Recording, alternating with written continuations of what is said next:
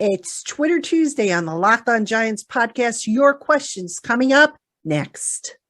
You are Locked On Giants, your daily New York Giants podcast. Part of the Locked On Podcast Network, your team every day.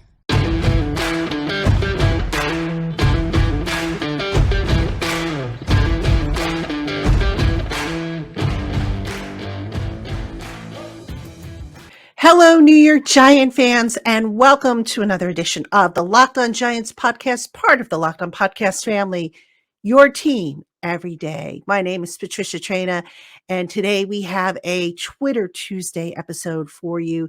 Your questions take center stage, and today's episode is brought to you by Bird Dogs, the most comfortable shorts, pants, and sweatpants with built-in liners. Go to birddogs.com, use the promo code LOCKEDON, and you will get a free Bird Dogs rope hat with your pair of Bird Dogs. Check them out. They're really great. We'll tell you a little bit more about them later on in the program. But as I said, today is a Twitter Tuesday program, and we have roughly a dozen or so of your questions that we're going to go through. We're going to answer them. So let's jump right in to these fantastic questions that y'all sent in to me. All right, we're going to kick it off first with JVB. John Victor Boy, okay? JB Beta Photos, a photographer, I'm guessing, wants to know, how many wins will it take for the Giants to be favored in a game? They are the underdogs against a Jaguars team that has lost 4 games. JV, I'm going to be honest with you. I have never understood how odds makers come up with point spreads. I'm sure there's an art to it. I don't know what that art is. I wrote about it on Giants Country. I speculated it could be anything from home field advantage to an injury situation to you name it, the weather. I mean, I don't know what goes into it. So I don't know the answer to your question, how many games it's going to take. All I know is that at the end of the day, the Giants have been beating the odds. And that's what's most important than the fact that they're underdogs or favored or whatnot, because they could be favored and still lose, for bettors. So, I just take it as it goes, to be honest with you, and don't put a whole lot of stock in that. So, sorry, I don't have a better answer for you, but that's how I feel about odds makers and stuff like that. Okay, next up, we hear from Lindell Perry. Will signing Daniel Jones and Saquon Barkley to long-term deals cripple the Giants' salary cap, or do they have to make a choice between the two? Lindell, I haven't worked out the numbers yet, but I can tell you this much. The cap is going to go up next year. The Giants are going to have a little healthier situation than what they have now. I do not think re-signing both Barkley and Jones is going to cripple them. That said, we've got to see what kind of money and how the contracts are structured. Now, one of the things I am going to do over the bye week is I'm going to sit down and I'm going to start playing around with structures and contracts, what I think Barkley's going to get, what I think Jones is going to get. Will they have enough room to re-sign Andrew Thomas before a decision has to be made on his 5th-year option?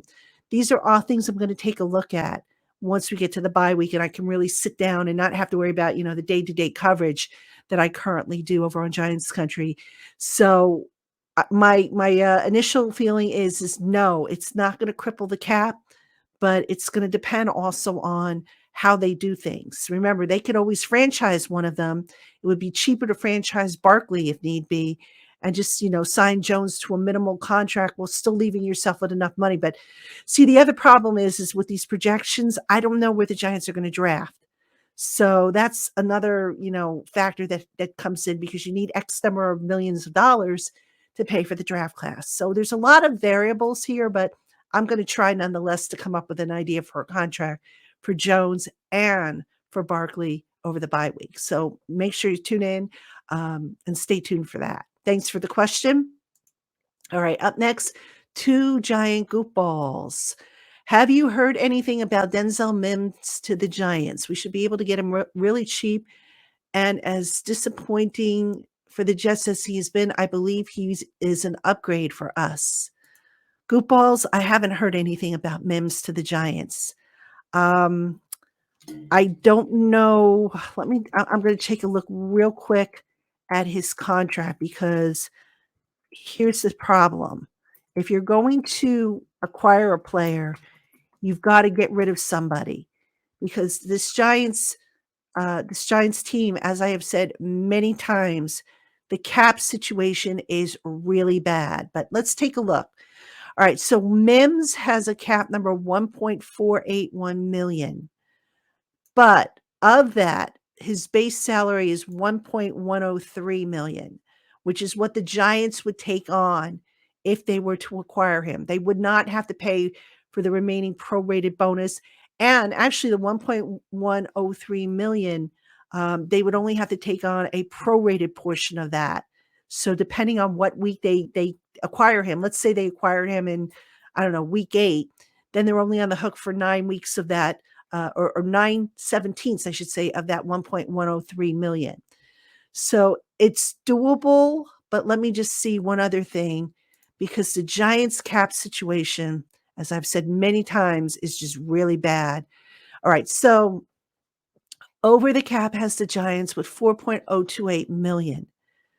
The Giants last week only carried 51 guys on the roster because of the cap situation. Right, to bring a guy up from the practice squad, they would have had to dip into that 4.028 million.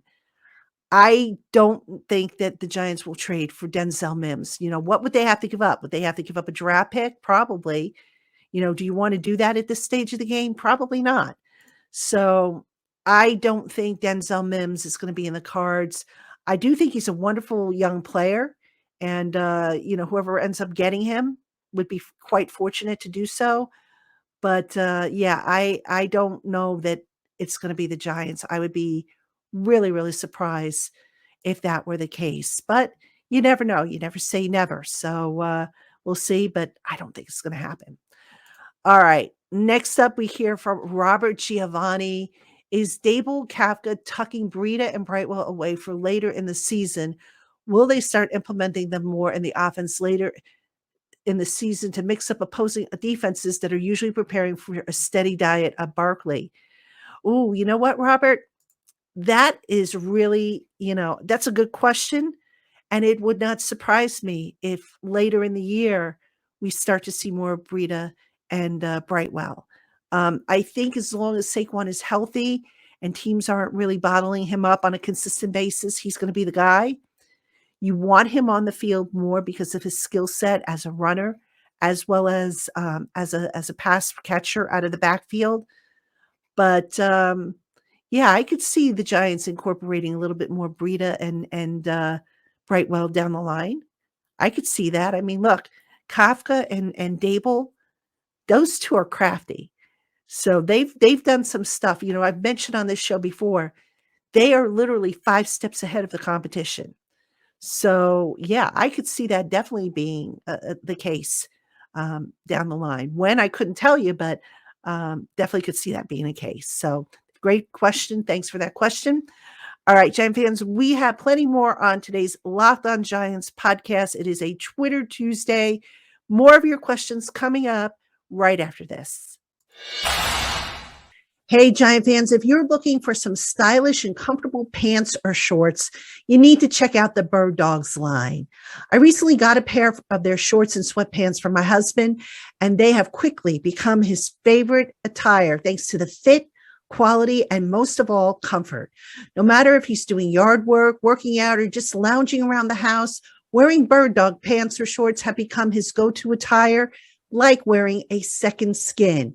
Bird Dog joggers are higher quality than Lululemon and $20 less. And oh, did I mention they're comfortable? If you're looking to combine style with comfort, affordability, and durability, go to birddogs.com today. Enter promo code LOCKEDON, and they'll throw in a free Bird Dogs rope hat. That's birddogs.com, promo code LOCKEDON to get a free Bird Dogs rope hat with your order of any Bird Dogs sweatpants, joggers, or shorts. Bird Dogs, the most comfortable shorts pants, and sweatpants with built-in liners that you'll ever wear. Check them out today. Again, that website is birddogs.com, and that promo code for a free Bird Dogs rope hat is Locked On. Hey, small business owners, if you're looking for the right people to help your small business fire on all cylinders, you need to check out LinkedIn Jobs. Post a free job listing in minutes on LinkedIn Jobs to reach the world's largest professional network of over 810 million people. Then add your job and the purple hashtag hiring frame to your LinkedIn profile to let everyone know that you're hiring. Over 40 million job seekers visit LinkedIn Jobs every week and are just waiting to find opportunities with employers like you. With LinkedIn Jobs, simple tools like screening questions make it easy to focus on candidates with just the right skills and experience so that you can quickly prioritize who you'd like to interview and hire. It's why small businesses rate LinkedIn Jobs #1 in delivering quality hires versus leading competitors. Post your job for free today at LinkedIn.com/LockedOnNFL. That's LinkedIn.com/LockedOnNFL to post your job for free. Terms and conditions apply. See site for details. All right, Giant fans, welcome back to the Locked On Giants podcast. I'm Patricia Traina, your host. It is a Twitter Tuesday. I am answering your questions, all of which, well, I should say most of which came in via Twitter. So I want to thank you for sending those questions in. Just a quick note, coming up tomorrow on the Locked On Giants podcast will be my exclusive interview with New York Giants legend, Pro Football Hall of Famer Harry Carson. We talked about the defense. We talked about a variety of things with this Giant teams, as well as Harry's work with the TCJ Fund, for which he's going to be honored later this week at the Champion for Children's Gala. So that interview is coming up. It was taped last Friday. So, still good stuff, and I hope you enjoy it. Thursday is a big day here on the Locked On Giants podcast. It's going to be the crossover show, and I'm going to be welcoming in the one and only Tony Wiggins, my guy. That's one of my favorites guys on the Locked On Podcast Network. Tony Wiggins, he is the host of Locked On Jaguars. So he'll be coming in. We'll be talking Giants Jaguars, the game this weekend. Can the Giants continue to roll over their opponents? They should be able to, but that's why they play the game. So that is scheduled for Thursday. And then on Friday, it is Locked On Giants Live. Traina, Tana, and Doggy. That's right. Bad Dog will be back with us. We'll be doing another live show, anywhere from like 90 minutes to 2 hours, or just however long we decide to go. And as always, we will be taking your questions, your comments. We'll be talking Giants football. I think a lot of you had fun with that live program last week. We're going to do it again. So again, Traina, Tana, and Doggy, Bad Dog, coming up on Locked On Giants Live this Friday. Be sure to be with us throughout the week. We've got plenty of great stuff for you. And appreciate you, by the way, making us your first listen of the day, or if watching on YouTube, your first watch of the day. Let's get back to your Twitter Tuesday questions. All right, next up, Ruben Martinez, Empire PR man. Daniel Jones reminds me a bit of Jeff Hostetler. What are your thoughts about that comparison? You know what, Ruben? When I saw that question initially, I thought, that's not a bad comparison. I mean, obviously, though, Jeff Hostetler was a backup. He wasn't, maybe of the same draft pedigree as Daniel Jones, but you know what? He was effective. He got the job done. And it wasn't really flashy with how he did it, but he was effective, like I said. And you look at Daniel Jones, now, to me, Daniel Jones is the number 6 draft pick. You would think the stats and all that stuff would be a little bit better. But with that said, he's winning, he's getting it done, and he's coming up big in big spots. So I guess I could see the comparison that you're trying to make.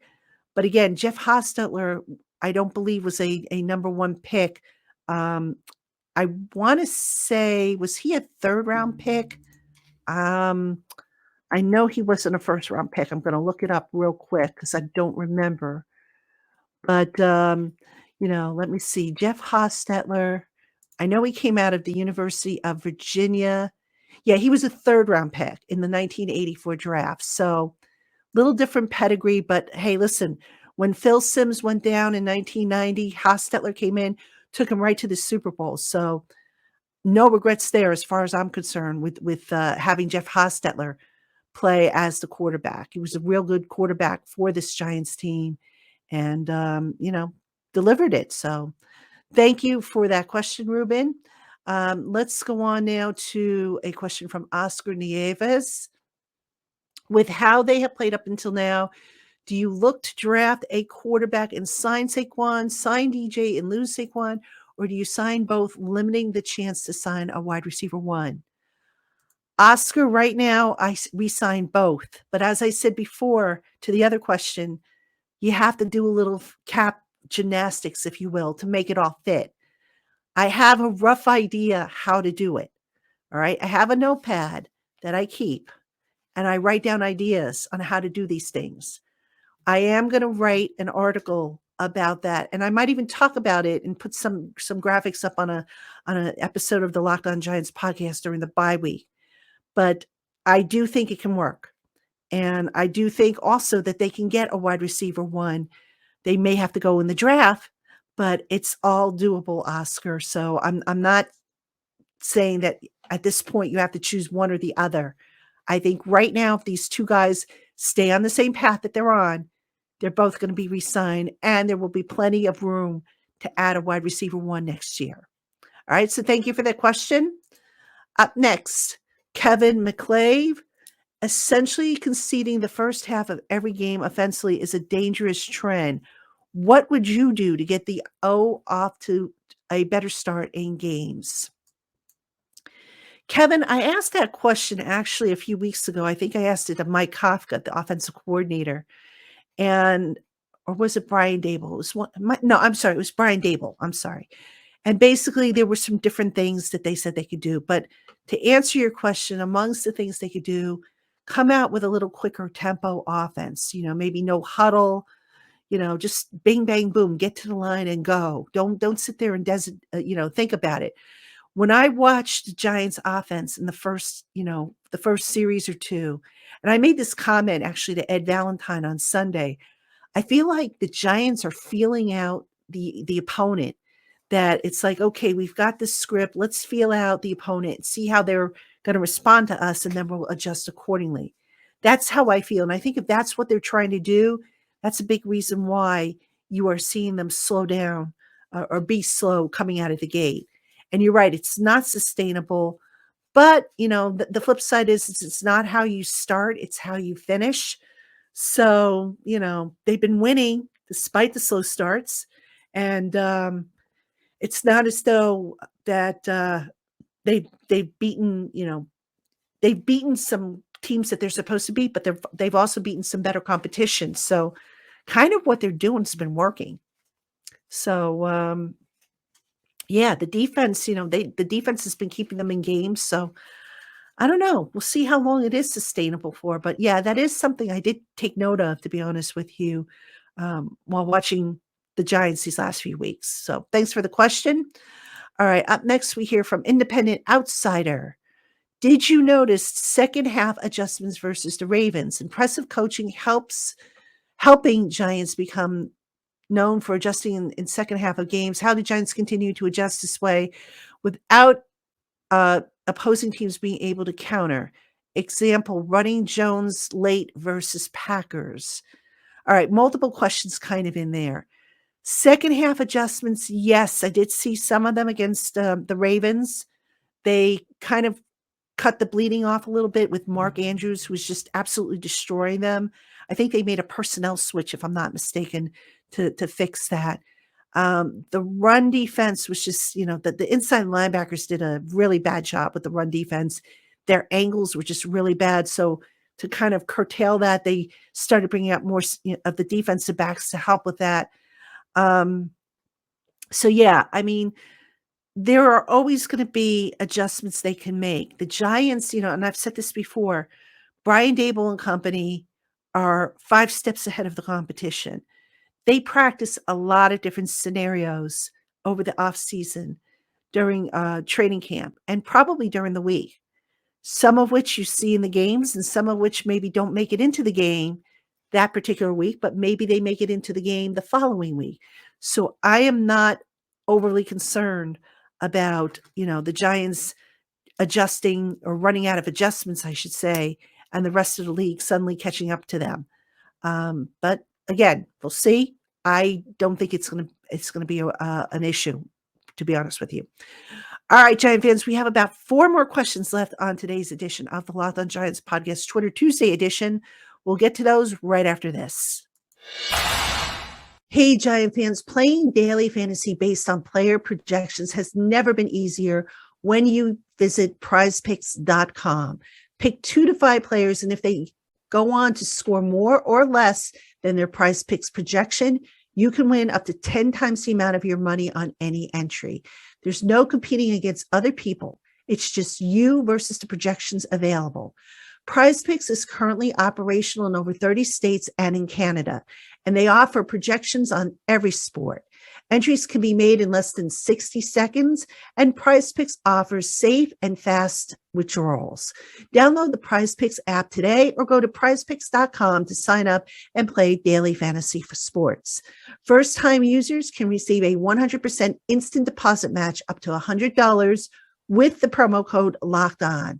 Again, don't forget to enter that promo code LOCKEDON at sign up at prizepicks.com.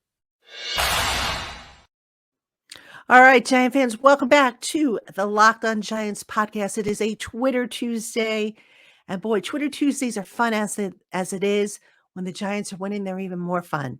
So thank you to everybody who sent in questions. I absolutely love doing the Twitter Tuesday shows, one of my favorite shows of the week. So let's get back to these last few questions we've got. There's about 4 more left, and we're going to kick it off with one from Elizabeth I think it's Elizabeth Contreras. What do you think about Bellinger? Would love for him to develop into a marquee tight end. I know it's too early to say, but I really like him. Belly versus Ingram this week. Elizabeth, I like Bellinger too. It's probably the best tight end they have on the roster right now. And the ceiling, he still has a long way before he hits its ceiling, which means there's nowhere to go but up for him. He's going to continue to get better and better and better, but he's a good blocker, reliable receiver. Basically, the scouting reports we had on him coming out of San Diego State have come to fruition. And he's been a really good add to that Giants offense. So I absolutely like the kid. I think he's an upgrade over what they might have had in the past. And I look forward to seeing more of what he can contribute to the offense. So thank you for your question, Elizabeth. And thank you for tuning into the LockedOn Giants podcast. Up next, we hear from Bobby Crickets. With a bunch of teams fading, heading into the trade deadline, and the Giants needing a number 1 receiver, who do you think the Giants front office will target? Bobby, I did an article, I think it was last week, on this. I said that if I were the Giants, the one guy I might consider making a trade for, if the price was right, is DJ Moore of the Panthers. That said, again, I'm going to go back to what I've been saying all along. The Giants don't have cap room. So if they add on another salary, they're probably going to have to cut somewhere. And I'm not sure where you're going to cut, to be honest with you. If they take on, a guy like DJ Moore, I think his cap number that they would inherit is a little over $1 million. That's going to cut into the $5 million or so that they have left to get through the season. I would be very, very surprised, Bobby, if the Giants make any trades. If they do make a trade, I have a feeling it'll be a player for draft picks. I don't necessarily know if it's going to be make a trade for a player, or draft picks for another player. But that said, if I had my druthers, I would see about DJ Moore. I would inquire and see if maybe I can wrest him free from the Carolina Panthers. So that would be my response there. Thank you for the question. All right. Jason came up with a great question. These questions via email, by the way. Jason asked, was thinking of this question the week that Taylor and Love went out with concussions with the new spotlight on concussions after Tua's injury. Would it make sense to have a separate concussion IR? I would say they would have to miss a minimum of 1 game so as not to have teams abusing this roster flexibility. Jason, guess what? great minds think alike. I was having this conversation with somebody, and we were kind of surprised that, Love and Tyrod. Well, Tyrod Taylor was I think was inactive the one game. No, I'm sorry, he was still in the protocol. He was back this past week, so my bad there. But we were surprised uh, that Love was back so quick. We were of the opinion, my colleague and I, that if you have a concussion right away, you should miss a minimum of one game. No questions asked. Look, I realize there are different grades of concussions, but a concussion is a concussion. You're messing now with your brain, which obviously you need to live.